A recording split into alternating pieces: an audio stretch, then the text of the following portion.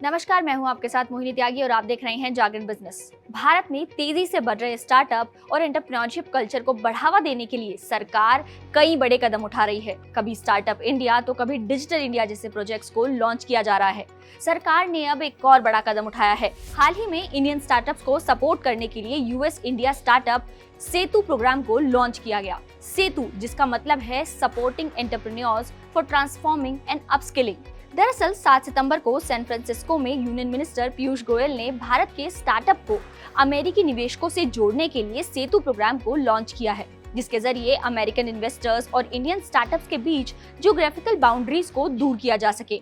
Very integral part of the way you are contributing to jobs in India and in the US, the way you are contributing to help Indian startups flourish and grow. And of course, the USISPF has played a role of a catalyst in bringing all of us together. और ये एक strong ecosystem को तैयार भी करेगा। इस दौरान पीयूष गोयल ने भारत की अर्थव्यवस्था पर बात करते हुए कहा कि भारत एक बड़ा बाजार है। यहाँ 1.3 बिलियन एस्पायरिंग इंडियंस है, जिनकी वजह से हमें सेतु प्रोग्राम लॉन्च किया है, जिसमें की मेंटरशिप की शुरुआत की जा रही है। खासकर टियर 2, टियर 3 और टियर 4 कस्बों और दूर दराज के इलाकों में काफी अच्छे सुझाव सामने आए हैं। इसके बाद पीयूष गोयल ने पीएम मोदी की तारीफ करते हुए कहा कि नरेंद्र मोदी के नेतृत्व में देश आत्मनिर्भर बनने के लिए हर संभव प्रयास कर रहा है, जिसके लिए सरकार पेट्रोल में एथेनॉल मिश्रण और परिवहन के नए तरीकों को भी बढ़ावा दे रही है। साथ ही भारत सरकार उन कंपनियों की सहायता कर रही है जो कि भारत में निवेश करना चाहती हैं, क्योंकि भारत एक विशाल यानी कि एक बड़ा बाजार है। यहाँ पे बहुत से अवसर हैं। इसमें निवेश के लिए बहुत आकर्षक समय भी है।